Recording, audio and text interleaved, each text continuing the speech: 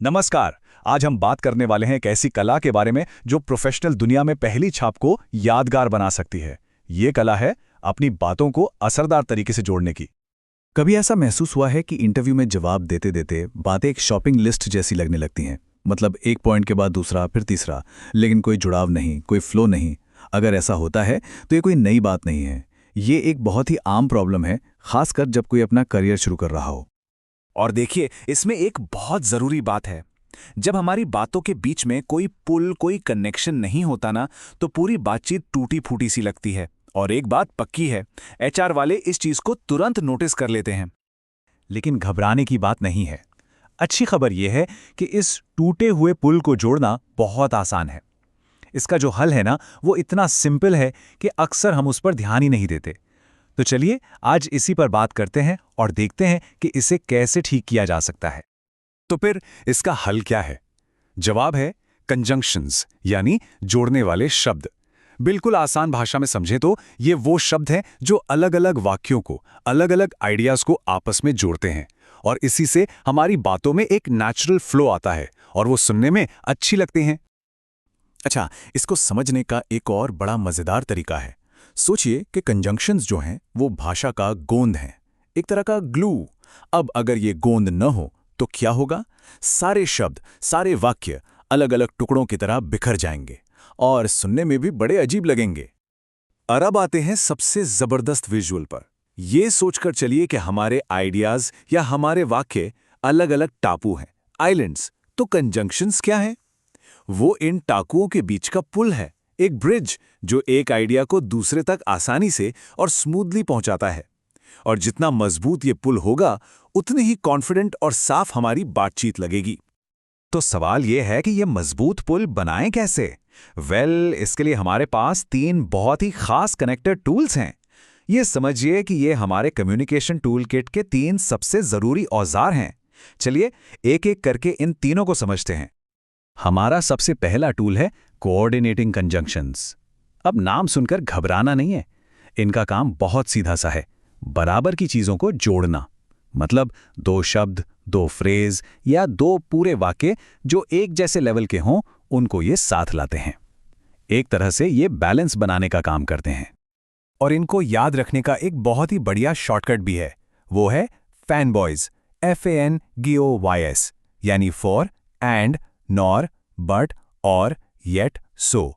जैसे एंड का इस्तेमाल होता है जोड़ने के लिए, बट का इस्तेमाल होता है जब 2 बातों में थोड़ा फर्क दिखाना हो, और का इस्तेमाल होता है चॉइस देने के लिए। है ना एकदम सिंपल।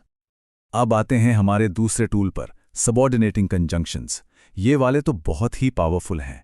क्यों? क्योंकि ये हमारी बातों में लॉजिक डालते हैं। मतलब क्यों और कैसे का जवाब देते हैं।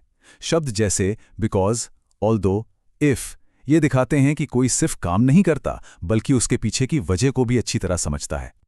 जरा इन उदाहरणों को देखिए, कितने प्रोफेशनल साउंड करते हैं। जैसे मैंने प्रोजेक्ट समय पर पूरा किया क्योंकि मैंने बहुत ध्यान से प्लानिंग की थी।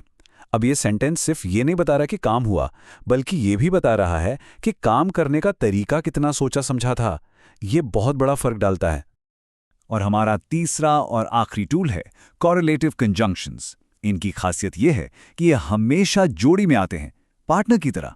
जैसे आइदर और, not only but also, both and. इनका इस्तेमाल तब होता है जब हमें किसी बात पर या किसी चॉइस पर जोर देना हो। इनसे भाषा और भी ज्यादा दमदार लगती है। तो अब तक हमने टूल्स देख लिए। अब देखते हैं असली जादू, कि कैसे ये छोटे छोटे शब्द एक बोरिंग सी लिस्ट को एक जबरदस्त कहानी में बदल सकते हैं। और सच कहूं तो यही वो स्किल है जो किसी को भी भीड़ से अलग खड़ा कर देती है। अब जरा इस स्लाइड पे गौर कीजिए। एक एचआर के नजरिए से सोचते हैं। बाईं तरफ क्या है? एक लिस्ट। मैंने टास्क मैनेज किए, मैंने टीम से कोऑर्डिनेट किया, मैंने प्रोजेक्ट पूरा किया। ठीक है, इन्फॉर्मेशन है। लेकिन अब दाईं तरफ की कहानी सुनिए। मैंने टास्क मैनेज किए और टीम के साथ कोऑर्डिनेट भी किया, जिससे मुझे प्रोजेक्ट को और भी बेहतर तरीके से पूरा करने में मदद मिली। देखा, फर्क एकदम साफ है ना? दूसरा वाला तरीका कितना ज्यादा कॉन्फिडेंट, स्ट्रक्चर्ड और प्रोफेशनल लग रहा है। तो चलिए अब इस पूरी सीख को प्रैक्टिकल बनाते हैं। अब हम देखेंगे कि एक प्रो की तरह कैसे बोला जाए, कौन सी आम गलतियों से बचना है और इसका एक सीधा साधा फॉर्मूला क्या हो सकता है। तो चलिए एक छोटी सी क्विज खेलते हैं। स्क्रीन पर एक वाक्य है, मैं बहुत मोटिवेटेड रहता हूं डैश, मैं डिटेल्स पर भी ध्यान देता हूं। आपके ऑप्शंस हैं एंड, बट या और। सोचिए क्या आएगा। और सही जवाब है बट, यानी लेकिन। क्यों? क्योंकि यहां दो अलग अलग बल्कि थोड़े कॉन्ट्रास्टिंग गुणों को जोड़ा जा रहा है। मोटिवेटेड होना मतलब बड़ी पिक्चर देखना, और डिटेल्स पर ध्यान देना मतलब बारीकियों में जाना। इसलिए इन दो आइडियाज को जोड़ने के लिए लेकिन सबसे सही शब्द है। चलिए अगला सवाल देखते हैं। वाक्य है, ऑल्दो मैं नया था फिर भी मैंने टीम में एक्टिवली अपना योगदान दिया। खाली जगह में क्या आएगा, ऑल्दो, बिकॉज या सो?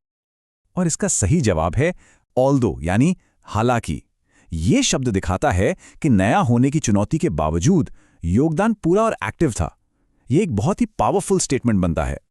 तो इस सब को याद रखने के लिए ये रहा एक सिंपल सा 4 स्टेप फॉर्मूला, एक मेंटल चेकलिस्ट की तरह। नंबर 1, सोचें कि किन 2 आइडियाज को कनेक्ट करना है। नंबर 2, पहचानें कि उनके बीच रिश्ता क्या है, क्या वो जुड़ रहे हैं, क्या उनमें कोई विरोधाभास है या कोई वजह बताई जा रही है। नंबर 3, उस रिश्ते के हिसाब से सही कनेक्टर टूल चुनें। और बस नंबर 4, पूरे कॉन्फिडेंस के साथ अपनी बात रखें। हाँ, और कुछ आम गलतियों से भी बचना बहुत जरूरी है। पहली बात, हर सेंटेंस एंड या बट से शुरू करने की आदत से बचें। ये थोड़ा अनप्रोफेशनल लगता है। दूसरी बात, ईदर के साथ और ही आता है, एंड नहीं। इन जोड़ियों का ध्यान रखें। और सबसे जरूरी टिप, अपनी बात को जोर से बोलने से पहले एक बार मन में दोहरा कर देखें कि उसका फ्लो सही लग रहा है या नहीं। तो जाते जाते ये रही एक फाइनल क्विक चेकलिस्ट। एक जैसे आइडियाज के लिए फैन बॉयज यूज करें, कारण और असर बताने के लिए सबऑर्डिनेटिंग कंजंक्शंस, और किसी बात पर जोर देने के लिए जोड़ी वाले यानी कॉरिलेटिव कंजंक्शंस। और सबसे बड़ी बात, हमेशा याद रखें कि मकसद सिर्फ फैक्ट्स की लिस्ट बनाना नहीं है, बल्कि आइडियाज के बीच का कनेक्शन दिखाना है।